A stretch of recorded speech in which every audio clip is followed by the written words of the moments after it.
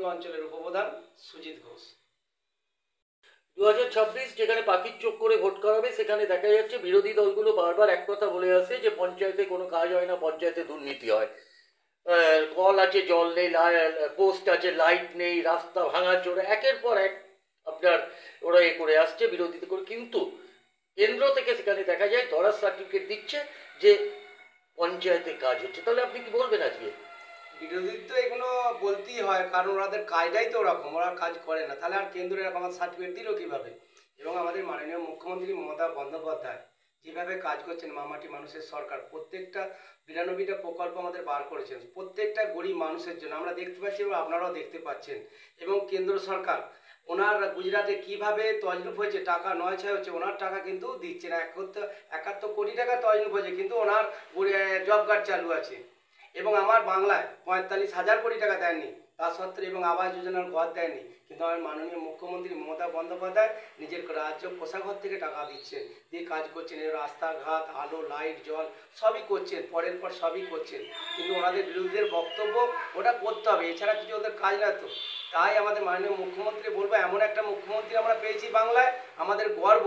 মমতা ব্যানার্জির এলাকায় আমরা বাস করছি এবং তার সৈনিক হিসেবে কাজ করছি, কারণ আমরা রাজা রামমোহন রায়ের জন্মস্থান আমার এখানে, সেই এলাকায় নামাঙ্কিত আমার অঞ্চল রামমোহন 2। তাই আমি শতকোটি প্রণাম আমার রাজা রামমোহন রায় মহাশয়। উনি উনি মনীষী এবং প্রথম রেলযাত্রী ছিলেন, আমাদের ভারতবর্ষের প্রথম রেলযাত্রী ছিলেন রাজা রামমোহন রায়।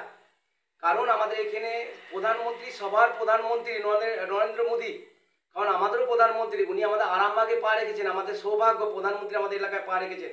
আমরা কিন্তু এলাকাবাসী চেয়েছিলাম আমাদের রাজা রামমোহনের জন্মস্থানে আমাদের এই রেল লাইনটা হোক, ওনার বক্তব্য মুখ দিয়ে বলুক রাজা রামমোহনের এলাকায় রেল লাইন হোক এবং যাত্রীরা যাবেন। এটা আমাদের খুব আশা করেছিলাম এবং আশা করেছিলাম আমাদের মামাটি মানুষের সরকার এত কাজ করছেন, উনি বাহবা দিয়ে যাবে, মানুষের মধ্যে এত কাজ করছেন। উনি কি হচ্ছেন, একটা প্রধানমন্ত্রীর বিরোধিতা করছেন। আমরা ভারতবর্ষ, সবাইকে নিয়ে ভারতবর্ষ, হিন্দু মুসলিম খ্রিস্টান সবাইকে নিয়ে, তার জন্যই ভারতবর্ষ। আমরা জাতিভেদ করি না, সবাইকে নিয়ে চলি। উনি কিন্তু একটা প্রধানমন্ত্রীর চেয়ারে বসে জাতিভেদ করছেন। আমি প্রধান, অঞ্চলের প্রধান, উপপ্রধান, সবাইকে নিয়ে চলি। বিজেপি সিপিএম তুলে আমরা সেইভাবে চলেন, আমার মাননীয় মুখ্যমন্ত্রী সেভাবে চলেন। আমরা কলকাতায় পা পেলে আমরা দেখি না বাংলা ভাষা, যে বিহারের লোক একবারে সবাই আসে, সবার লোক বাস করছে, আমরা কলকাতা দেখেছি, কারণ আমরা সেটা ভুলেই যাই এটা কলকাতা বলে। কিন্তু আমাদের মাননীয় মুখ্যমন্ত্রী সেই আচরণ তো নয়, সবাইকে নিয়ে চলার আচরণ। কারণ আমাদের এমন একটা মুখ্যমন্ত্রী পেয়েছি আমাদের দেশে, এরকম আমরা ঈশ্বরের কাছে কামনা করি ওনার শরীর ভালো থাকুক।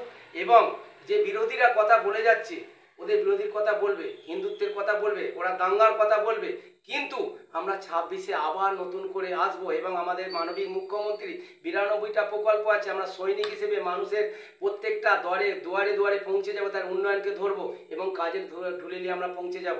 এবং 26-এ আবার আমাদের মাননীয় মুখ্যমন্ত্রী মমতা বন্দ্যোপাধ্যায়কে আমরা 26-এ নির্বাচন করব, কেউ রুখতে পারবে না। প্রত্যেকটা মানুষ, জনগণ দিদির দিকে আছে এবং দিদির হয়ে আমরা আছি, লড়বো, ময়দান থেকে সরে যাব না।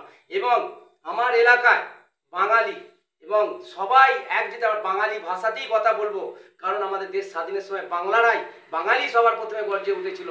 আমরা ক্ষুদিরাম বসুকে দেখেছি, আমরা মাস্টারদা সূর্য সেনকে দেখেছি, নেতাজিকে দেখেছি, মহাত্মা গান্ধীজি ছিলেন এবং পরিবার ছিলেন, রাহুল গান্ধী পরিবারদের, মহাত্মা গান্ধী পরিবার ছিলেন, আমরা দেখেছি গান্ধী পরিবারে আছেন। এবং আমরা সেই গান্ধী পরিবারকে নিয়ে মমতা ব্যানার্জি এবং গোটা ভারতবাসী আমরা চাই ময়দানে আবার আসুক গান্ধী পরিবার, এবং মমতা ব্যানার্জি আরও জায়গায় উপরে উঠুক।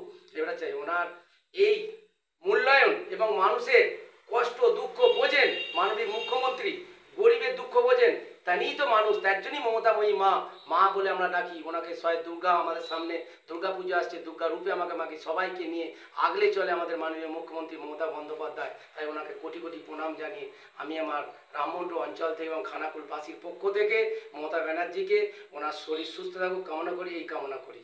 আচ্ছা, আপনার পাড়া, আপনার সমাধানে মানুষের কি কি সমস্যা উঠে আসছে? এবং আমাদের পাড়ায় এর একটা বড় ব্যাপার, আমাদের সমাধান, আমার দিদি মাননীয় মুখ্যমন্ত্রী যে প্রজেক্টটা করেছে, আমার মেম্বার হোক, প্রধান হোক, যেই হোক, কোনো কথা নয়, প্রত্যেকটা পাড়ার মানুষের নিয়ে আমরা বৈঠক করেছি, সবাইকে নিয়ে, কে দল নিমিশে, কে বিজেপি, কে সিপিএম, কে তৃণমূল, সবাইকে নিয়ে পাড়ায় বসেছি, মাইকিং করেছি এবং আমি নিজেও গেছি এবং আমার পঞ্চায়েত থেকে সবাই মেম্বারও গেছেন, সবাইকে নিয়ে আমরা দলে পাড়ায় বসেছি, যেখান থেকে তাদের যেটা বলেছে এই রাস্তা খারাপ এইটা খারাপ তাদের এতেই আমরা উঠেছি এবং খুব সুন্দর মানুষ সাফল্য এবং মানুষ খুব সহযোগিতা মানে কি আনন্দ সহিত এটা উপভোগ করছে এবং এলাকার মানুষ খুব স্বতঃস্ফূর্তভাবে 26-এ আমাদের লোক আমার যে বিধানসভা আছে দিদি আবার নতুন করে 240 আসন নিয়ে আমাদের দখল করবে বাংলা।